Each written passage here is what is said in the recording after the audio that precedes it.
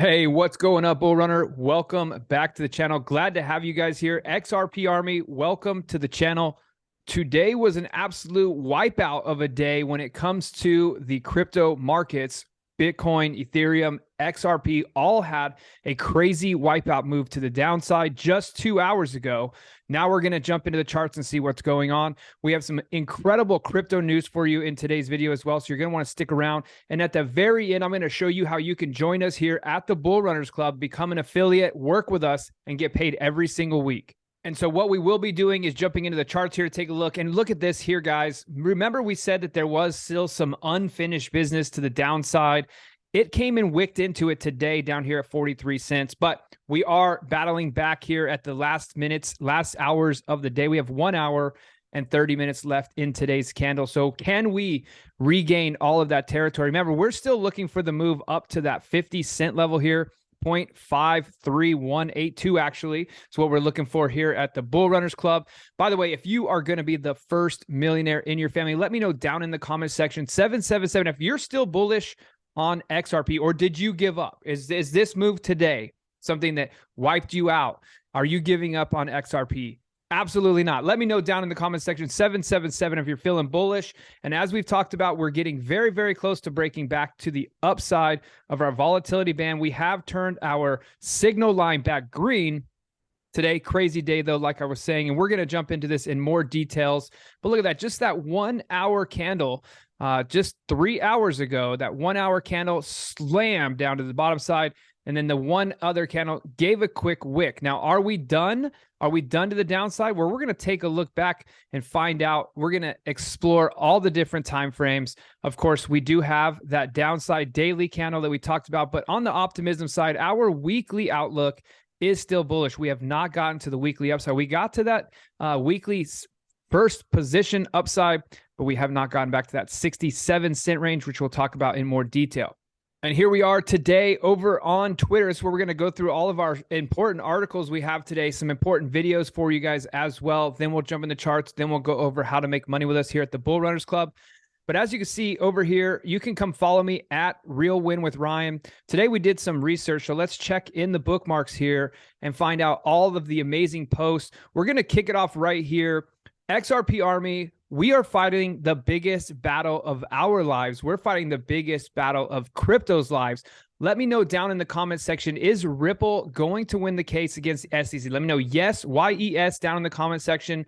No, N-O down in the comment section. Let me know why they're going to win or why they're not going to win. But the most important thing is to understand is that the SEC is suing Ripple, saying that Ripple and XRP, the token, XRP is being considered a security because when they sold XRP, Ripple was not fully built out yet, right? And then there's been all of these questions about, okay, well, what about ETH? And we know there's this big thing called ETHgate, where these big mega people, insiders, the elite, the 1%, all got in on an early buy possibility of ETH. And they're all banking really, really large on that. But we're going to show you a video here that's important for you to understand why would they want to take out XRP and then swoop in with Ethereum? Well, the thing is, Ethereum was also not built out. Ethereum still isn't built out. I mean, we just had an upgrade, the Shanghai upgrade. So like the fact that they're using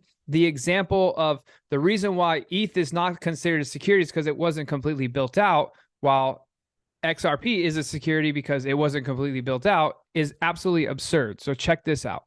Late 2015, you sold 500,000 Ethereum to Mike Novogratz, right, for like 99 cents or something like that.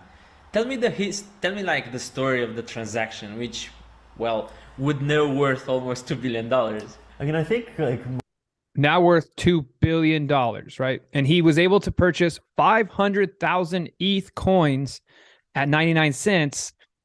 And listen to what he says here. I think like we in the foundation at the time, right, we had almost no fiat left and almost no Bitcoin left. All we had was the 3 million ETH, right? Okay. And so the foundation at the time like had almost nothing, and like we needed to survive. We needed to continue developing Ethereum, and the markets were not mature yet, right? So we were very frantically just looking for individuals who wanted to buy like ETH so that we could continue funding the team. And I think I forget exactly how we reached out to Mike Novogratz. Like we might have reached out to him, or maybe Joe reached out to him, or maybe he reached out to us.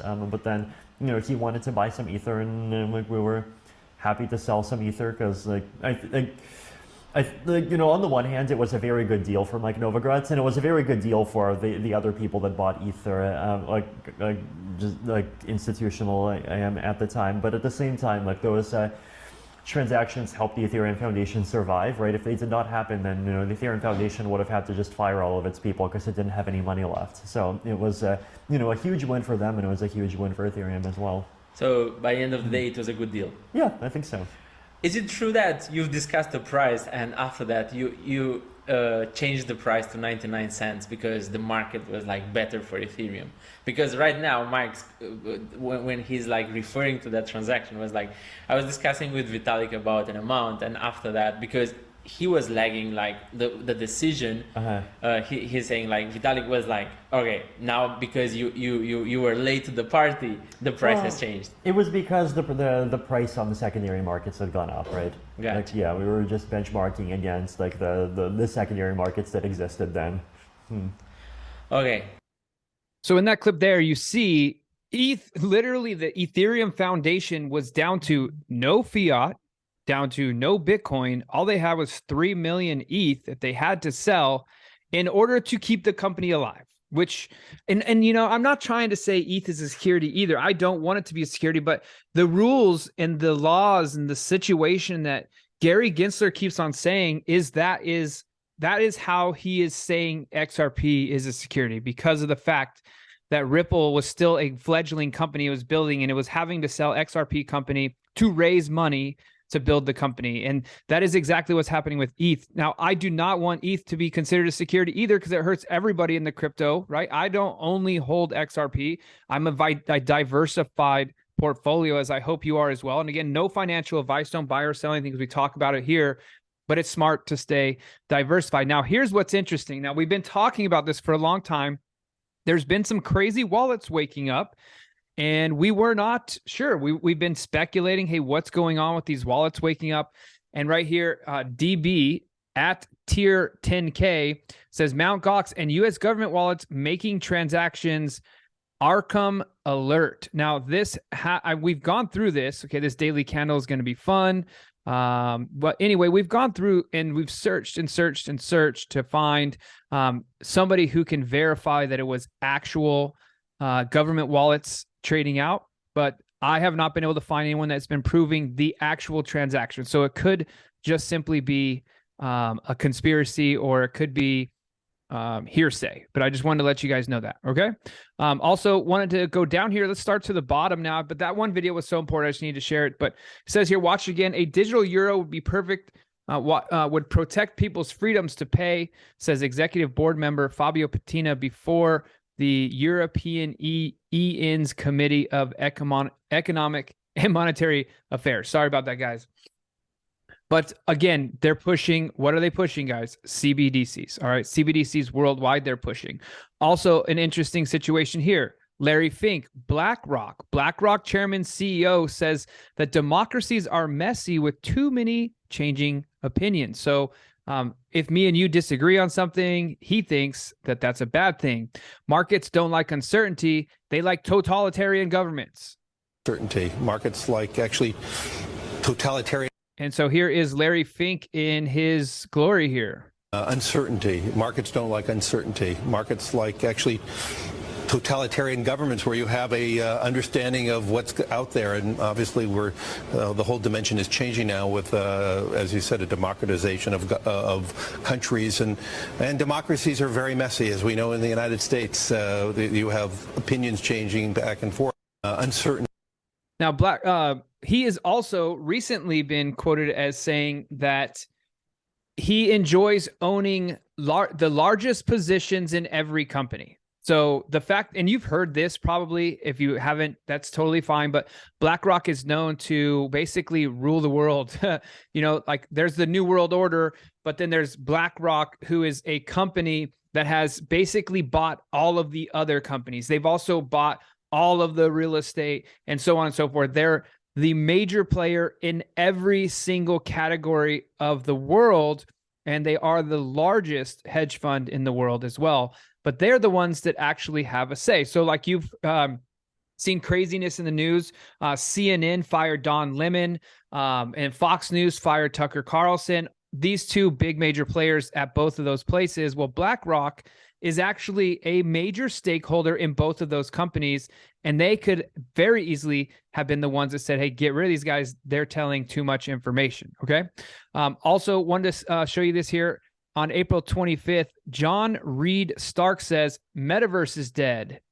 NFTs are dead. Web3 is dead. Big crypto targeted, fleeing, and dying. These are all real things right here, guys, right? So, and by the way, blood in the streets, if you've ever heard this statement, it's always best to get involved in the markets when there's blood in the streets. Well, Metaverse is dead. NFTs are dead. Web3 is dead. Big crypto targeting, fleeing, dying. DeFi inclusion grift exposed as theater of the absurd. The era of bogus, meaningless, swindling, high-tech marketing buzzwords is over. There was never any there. Hallelujah. So he's talking about how obviously a anti-crypto hater, right? And I love what John Deaton says here. Frankly, John, I view this as a bullish sign moving forward. I love when regulators or former regulators who are cheering the current regulations start counting their chickens before they hatch. The fight is just beginning. And here we have John Deaton's reply. Frankly, John, I view this as bullish sign moving forward. I love when regulators or former regulators who are cheering the current regulators start counting their chickens before they hatch. The fight is just beginning. It isn't over until it's over. Rocky Balboa. And if you're not aware, John Reed Stark is the president. John Reed Stark Consulting LLC, Senior Lecturing Fellow, Duke University, former Chief SEC Office Internet Enforcement. Of course, SEC there, boys and girls. All right, and then, of course, we talked about this yesterday, and there's more coming out, but in 2018, Professor Gary Gensler said 75% of tokens aren't securities, and this is from Whale Chart here. In 2023, as SEC chairman, he says almost all of them are securities. This is what corruption looks like, ladies and gentlemen. And then, of course, we do have the video of all of this here. So Brian Armstrong retweeted this fellow here, ZK Shark. And I want to show you guys this. It says the below clip is from a fall 2018 graduate MIT course called Blockchain and Money. Gary Gensler, the current president of the SEC, was the professor. The hypocrisy speaks for itself. And if you guys remember, we were talking about this yesterday and the day before. They are on the hunt for this entire speech, this entire class that he gave, and then the guest lectures as well that was given by these current people in the SEC and the administration trying to take out crypto. He says, so we already know in the US and in many other jurisdictions that 3/4 of the market are not ICOs or not what we would call securities. Even in the US, Canada, and Taiwan, the three jurisdictions that follow similar to the Howey test that we've talked about. 3/4 of the market is non-securities. It's just a commodity. So let's take a look at this. So we already know in the U.S. and in many other jurisdictions that 3/4 of the market are not ICOs or not what would be called securities. Even in the U.S., Canada, and Taiwan, the three jurisdictions that follow something similar to the Howey test that we've talked about, 3/4 of the market is non-securities. It's just a commodity, a cash crypto. So you'll hear debates about initial coin offerings and what's a security and what's not a security. Relevant and important debate. But for 3/4 of the market, it's not particularly relevant as a legal matter, as a regulatory matter. Brody. What changed, Mr. Gary Gensler? Who got in your ear and changed your mind? Well, we will probably never know. And day 13, making Judge Annalisa Torres' hair slightly bigger. Now, so we got Annalisa Torres here. Obviously, remember, she used to be holding a gavel. It's gotten so big now, she's standing in the White House. We got Trump over here boxing. We got Biden and a laptop in the coffin here. The owls are still swarming around. We got Elon Musk's, his hair's getting bigger. Let's see here. Brad Garlinghouse over here. Gary Gensler, the XRP rocket to the moon, baby. Okay, guys, and in this video, we've been talking about it. Now, was today a false alarm? You know, obviously we're having that crazy drop to the downside, but it recovered rather quickly. Was it a test run for what could be coming with the Mt. Gox United States government sell-off? Let's take a listen to this. As you can see here, instead of going through a series of convoluted hops, the stolen funds from the Silk Road accounts went straight to one place, to Mt. Gox. Mt. Gox was a cryptocurrency exchange based in Japan. But it too had suffered a series of hacks to the tune of $500 million. And what this meant was that by the time we traced this to Japan and to Mt. Gox, there were no records available for us to go look at. But remember what I told you about the blockchain, that it's immutable and it's permanent? So we were able to trace the flow of funds through the blockchain from Mt. Gox to a US financial institution. And where that led was also a surprise. Right back to the Silk Road Task Force, but not to NOB, to a Secret Service agent on that same task force. A Secret Service agent by the name of Sean Bridges. But Sean Bridges was no ordinary Secret Service agent. He was joint duty assigned to the NSA. He was also the federal government's foremost expert in Tor and anonymizing technologies. Again, with respect to Mt. Gox, there's not that much here that's all that unique outside of it being Bitcoin related. Bernie Madoff had his company banking at J.P. Morgan. J.P. Morgan caught on to the scam about a year before it collapsed. They pulled most of their money out of the Madoff fund, didn't tell their own account holders who were also with Madoff that they were doing that. After everything was revealed, the J.P. Morgan account holders who were also with Madoff, they sued J.P. Morgan for violating the fiduciary obligation that J.P. Morgan had to them, and they recovered over $2 billion in that lawsuit. Thank you. And the J.P. Morgan executives went to jail, right? No. The J.P. Morgan executives went to jail? No. JP Morgan, too big to fail. They're definitely not going to jail. Just in, China yuan overtakes US dollar as most used currency in China's cross-border transactions for the first time in history. So again, if you've been following the channel, not just my videos, but you watch Nick's videos, he's talking about the dollar, obviously supremacy going away, but also potential crashing, craziness going on around the world, guys. All right, and then from this same speech, I did want the Silk Road information, the same thing. Well, there was more that came out that Digital Asset Investor has been tweeting these videos out about this one. So I'm going to play this one for you also. Who was the mastermind behind the Silk Road? But the government was sure going to try and find out. In fact, 2 federal task forces were back on the East Coast trying to do just that, to find out who was running the Silk Road. Where in the world were they located? And up on your screen, you see one of these task forces that was comprised of things like you've all heard of, the FBI, the Marshals, the DEA, and a whole other host of alphabet soup of agencies. And this task force was trying to find out who is running the Silk Road. We looked at Bitcoin. It was the most prevalent at that point. We had seized quite a bit of it, millions of dollars worth, under the Silk Road investigation. So one of our agents who started looking at another online marketplace through the deep web, which was called Black Market Reloaded, they were sending weapons through packages and ordering them on the dark web.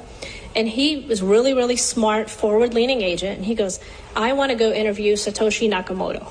And we're like, what? He said, yeah, I want to go interview this guy. And at the time, we're like, hey, it's a figment of somebody's imagination. Maybe it's true. Maybe it's not true. So, we had all this pushback from our headquarters. And we thought, hey, if an agent wants to go talk to him and we have some money, why don't we send him? Let's find out how this works. So as it came to be, the agents flew out to California and they realized that he wasn't alone in creating this. There were 3 other people, and they sat down and met with them and talked to them to find out how this actually works and what the reason for it was. All right, and you heard it there. How matter of fact she said that. Okay, so they went and met with one person plus 3 others. So the people who invented Bitcoin, it's not one person. There's a lot of people that think, oh, it's one person. It's this random guy, Craig Wright, who claims to be the guy, so on and so forth. But 3 people are the creators of Bitcoin. And someone asked that in my post today. Whale Chart did post this earlier today. He said, who do you think is the founder of Bitcoin? And I said, NSA. Probably 4 people that are working with the NSA. It's probably potentially a government-funded program. Who knows? But that's what a lot of people speculate. So that's what I said, and we'll see what happens when, if ever, the truth comes out. Let me know down in the comment section, who do you think created Bitcoin? Who do you think created Bitcoin? How did it come to be? Ripple and XRP could help save banks from collapsing, but the SEC is too busy still stifling crypto innovation. We do know that is happening. The SEC, the government's trying to shut down crypto. And for those of you that don't know, here's a bank for you. This is the First Republic Bank. As you can see up here, just a few short weeks ago, back February 21st, it was all up $132. As of today, it was down to $569. And then after closing, it even kept dropping post $566. So the bank went from $100+ to $5. And we talked about this yesterday. The United States government is possibly seizing this bank, and it's another failed bank. But crypto could have saved that from happening. And then before we jump into the charts, which we'll be doing here in just a moment, Lord Vendetta at LordVXRP had a great post here. When I say Ripple has a mission, and their mission is XRP, shut up and listen to me. From Joel Katz, 3 years ago, he says, each month since the escrow began, Ripple has put back into escrow the unused portion of the funds released from escrow. This means that the escrow could continue to quit for quite some time. And if you're not aware, XRP gets released out of escrow every single month, and then Ripple, the company, can sell some of it to help fund the company, or they can put it all back into escrow. It all depends. And frequently they put it all, but sometimes they put 90%, they sell 10% of the release and so on. But at some point, Ripple will run out of XRP, if not in the literal sense that Ripple has no XRP at all, but in the practical sense that Ripple will have exhausted the initial supply of XRP that was gifted to it by the Ledger founders. At that point, it's theoretically possible that Ripple will just call it quits and fire all its employees.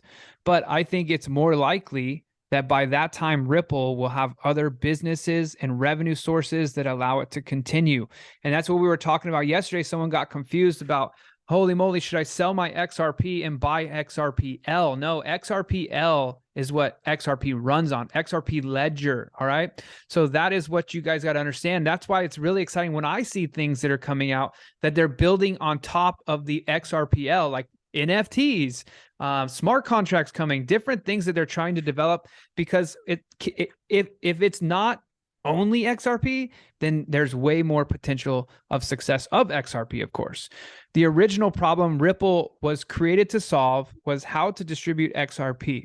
At first, it was simple, just give it to the people. But as soon as XRP could easily be traded for cash, that stopped working. All the giveaways were gamed, and you can't just sell it. There isn't any initial demand or functioning market. So weirdly, when Ripple's XRP escrow runs out, I will see it as having completed our execution of an extremely complex and unexpectedly challenging task. And that, again, is coming from Joel Katz, and that was from 3 years ago. So yeah, some interesting stuff covered today. We're going to jump in the charts here in just a second. I did want to let you know, go ahead and give me a follow over here at Real Win with Ryan. You won't have to jump through the information. I'm going to go ahead and share all of this, just retweet it all, and it'll all be on my page. You can go over there, read all this information. Also, just so you are aware, for those of you guys watching that like to dig in a little deeper, I know I'm just covering the news. I personally go through a lot of the comments under these things and read even more information, and I point them out every once in a while. But that's something that you can do. It could be, fun for you to go and see what people are saying, what's the opinions of other people going on. So go ahead and do that. So let's jump in the charts. And if you guys are getting value from this video, please make sure you click that subscribe button, smash that thumbs up button, and also leave a comment down below. Let me know 777 if you're getting value from these videos. 777 value. If you're ready to earn an extra $200 to $3,000 per day in passive income, just like the Run Guys do every single day, then like this video, subscribe to the channel, then click the link in the description of this video to learn the Run Guys' #1 way to start earning passive income online with crypto today. All right, so here's what we've been talking about here for XRP. Number one is the downward potential. Okay, there is potential of an absolute wipeout to the downside. And that is if we get a bodied candle close below the 50, but really below the 14 exponential. So we don't want that. Now, the opposite is true to the upside. So, and we just finished our downside from this sell signal that was signaled back here on April 1st, 2023. It had a pullback and then bam, slammed down. And remember, just the other day, it got really close there. It just did not finish out that supply and demand level of 43 cents, right? So it got right to 44 cents, didn't quite get there. Today's wick got it. Now, with that being said, now that all this order has been picked up, we'll see if we can move to the upside. In fact, let's go take a look, Heikin-Ashi candles, and see what we have going on. Is it a 4-hour supply and demand zone here? 4-hour supply and demand zone. So we'll take a look right here. We got this one. And we have this one. All right, so those are two 4-hour supply and demand zones. You do also have this upward supply and demand zone right here as well on the bigger candle there. And with that one, let's change the color because that's a bullish one. So we'll go ahead and fill it in green. All right, cool.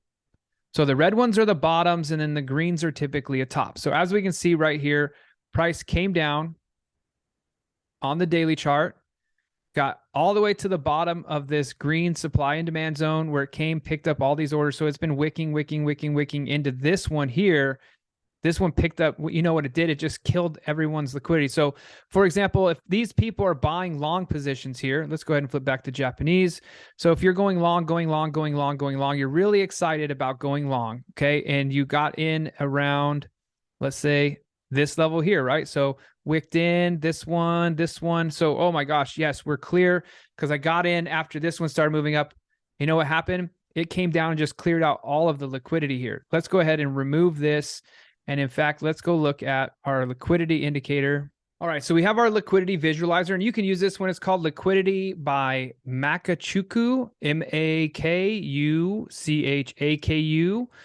And as you can see, there it left the liquidity here. And what did it do? It just came out and killed all of these people right here. So anyone that was long in these positions, not long anymore, just swiped up all that liquidity, ran to the upside. Now, what's interesting, though, is we have the opposite is true now to the upside, right? So there's big liquidity sweeps right here. And that gives us this level of 54 cents, basically 55 cents. The ultimate one is up here at 58 cents that it could swoop up and clear. Because remember all of these liquidities here, price came down, did all of its thing, but wham, boom, boom, boom, cleared that out and then went back down, left some liquidity up here.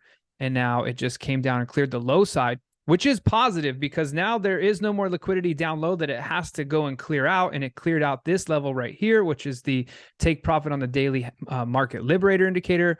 So now we can make a move to the upside. So now what we're looking for is a new signal to come in. It's going to be saying long like this one here. When a big volume candle comes through, it'll give us that. Or we could flip to the weekly, which we've been tracking now for months because that one came out all the way back here, September 19th. And it's telling us we're going to be reaching this level of 67 cents. That's where its prediction is. Now, what's really crazy, if we want to really think about it, is look at this liquidity up here. This liquidity up here is at 91 cents. So price continues running up there. Boom. There's a lot of liquidity here. And then also to the downside, there's a 11 cent liquidity here, which would be, wow, that would be scary, right, guys? Like we don't want to see that at all. But anyway, that's where liquidity lies. To the upside, to the downside. Wanted to cover that with you. Now let's go look at Bitcoin because Bitcoin had the same scenario play out. Now look at this. So Bitcoin ran all the way up to this level here, and it was a 29,855. And that was a level that we had called out a long time ago. Actually, the reason it's marked is because it was a level of liquidity that we had found. Okay, price ran up there, rejected at that level, came crashing back down. Let's go to Japanese candlesticks. So it was sitting there, and boom, it gave way. Did Mt. Gox sell? Did the government sell? We still don't know. Comes down here, bounces right off of the supply and demand zone down here on the 1 hour, starts going back to the upside. There's a giant fair value gap right here that could very likely be filled. And remember, the levels that we're still talking about that could be getting swiped was the June 2022, which was back up here at 32,400. Didn't quite get there. We'll see though. I mean, look what happened today. This is absolutely crazy. So bam, it slammed down for 1 hour. It's already starting to battle back. Ethereum, same thing. Bam, slammed down, already starting to battle back. And then of course we were just covering it. XRP slammed down, already battling back. In fact, we just got a long signal for XRP on the hourly, and it's wanting to push to the upside, getting back to where, guys? You know where? Filling the fair value gap. So let's go ahead and look at that now. Remove the liquidity, turn on fair value gap on the 1 hour, and look where that gets us. It gets us actually up to here at 47.5, 4750. So was that just a liquidity sweep? Because look at, let's think about this. You're a market maker, you're the books, right? And all these people are getting really excited. They're putting in long positions. You're moving your stop loss. For those of you that don't day trade, you may not understand any of this, but those of you that do, you know, you got in here at the liquidity zone, right? So boom, it started going up, and then it moved up. You got this new higher low. Okay, I'm going to put my stop loss right below this higher low. It goes up. Okay, I'm going to put my stop loss here now. And then bam, some people that didn't move the stops, these people didn't even move the stops. Now they're getting liquidated, meaning it goes negative against them. And now all of a sudden they lost their money that they had. But anyway, right now we're starting to make a move to the upside. Let's see if we can get back to that 1 hour magic white line at 47 cents there. And then continue our move to the upside. What we're looking for is this weekly move to play out. There is still a big fat fair value gap down here on the weekly though, 40 cents to the bottom of that. But here's what I was saying. Okay, on the 50 exponential moving average, if we break below that and close the weekly candle, and then really, really bad news if we close below the 14 exponential. And then the opposite is true on the daily. So what you'll notice here on the daily, it's going to be very bullish if we can get a body candle close. So there's these wicks, and then these are the bodies. If we can get a body of the candle close above the 14 exponential moving average, we're going to run into a little bit of supply and demand. Also, this resistance level here, looking at this 48, 49 cents. But if we can close a body here, we could see that fly. And that's what we're talking about, getting back to that 67 cents. So that's what we're hoping for.